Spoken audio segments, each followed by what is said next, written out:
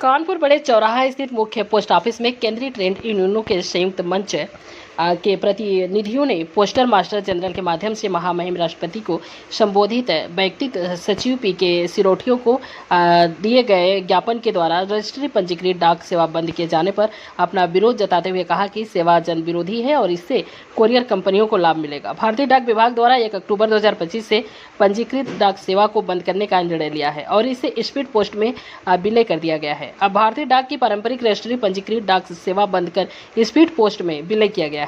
इस नई व्यवस्था से जब आर्थिक रूप से कमजोर वर्ग को पत्र या दस्तावेज भेजने के लिए स्पीड पोस्ट का उपयोग करना होगा। भारतवर्ष की 80% आर्थिक रूप से कमजोर आबादी को ध्यान में रखते हुए राष्ट्रीय पंजीकृत डाक सेवा को बनाए रखने के लिए सरकार को निर्देश दिया जाए।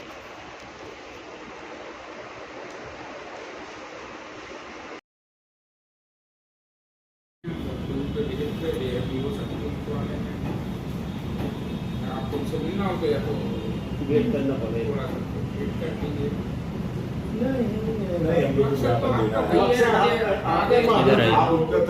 अल्टीमेटली वो आपको देंगे तो भी यही आएगा, नहीं आएगा, ब्रांच से मूव होके ही जाएगा। जब बजट रहते तो कोई बात नहीं, अपडेट करने के हैं तो फिर तो दीजिए।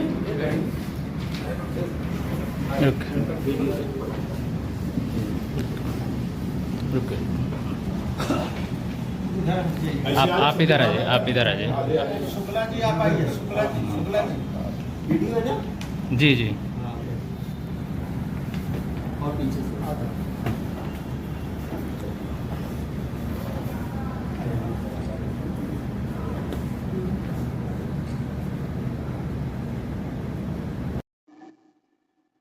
मैं तारणी कुमार पासवान, हिंद मजदूर सभा के राष्ट्रीय संगठन मंत्री एवं भारतीय खाद्य निगम श्रमिक संगठन के राष्ट्रीय महामंत्री एवं कानपुर मंडल हिंद मजदूर सभा का अध्यक्ष आज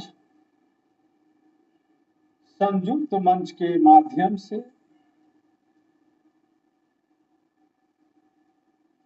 राष्ट्रपति जी को ज्ञापन दिया गया। व्यक्तिगत सचिव पीके सिरोठिया जी के माध्यम से 1 अगस्त 2025 को जितने भी देश में रजिस्ट्री का प्रक्रिया था उसको बदल करके जो है कैश पोस्ट में बदल दिया गया, जिसमें कि 80% लोग देश में जो है कि रजिस्ट्री के माध्यम से अपना पैगाम, अपना सरकारी काम करते थे, जिसको 35 रुपया जो है कि रजिस्ट्री का खर्चा बनता था। आज जो है कि स्पीड पोस्ट में उसका 41 रुपया हो गया।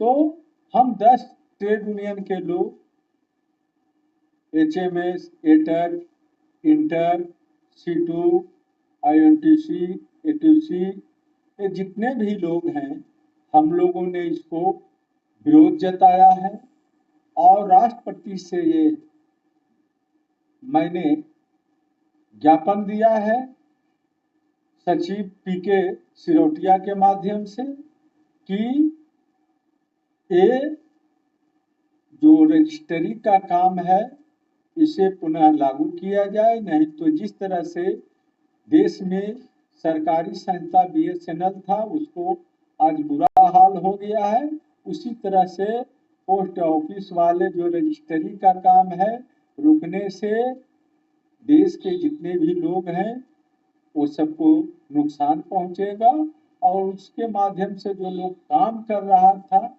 रजिस्ट्री वाला काम कर रहा था, उसको भी ये लोग सेवा से निकाल दिया जाएगा और जो प्राइवेट जो कोरियर के माध्यम से और व्यवस्था के माध्यम से जो है कि काम हो रहा था इसको बढ़ावा मिलेगा और ये सरकारी रजिस्ट्री जो कई वर्षों से लगातार देश में चलते आ रहा था, तो ये देश की जो सरकार है ये अच्छी काम तो कर नहीं सकती है, बल्कि जो लोग अच्छे से लोग व्यवस्थित है उसको भी ये बाधा करने का काम करते हैं। एफसीआई बेचने का काम इन्होंने किया, रेल बेचने का काम किया, ढकपोट बेचने का काम किया, बैंकिंग को जो है कि बेचने का काम किया, एयरपोर्ट, डरपोर्ट, आपका BSNL, लास्ट में आपका जो पोस्ट ऑफिस के माध्यम से जो काम हो रहा था,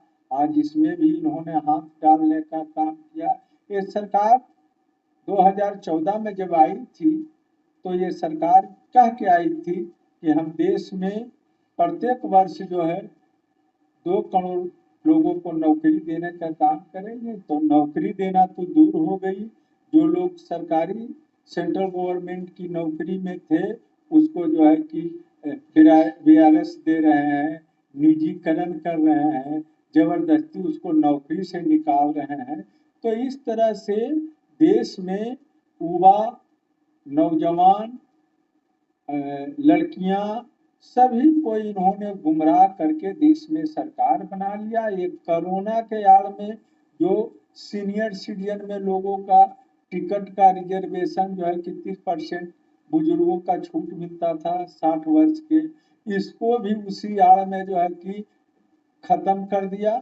इसलिए मैं यही चाहता हूँ इस सरकार से एक ज्ञापन के माध्यम से कि ये जो धांधली कर रहा है धांधली को रोके, और राष्ट्रपति जी से हमारी मांग है कि ये जो रजिस्ट्री को रोका गया है इसको मैं विरोध करता हूँ।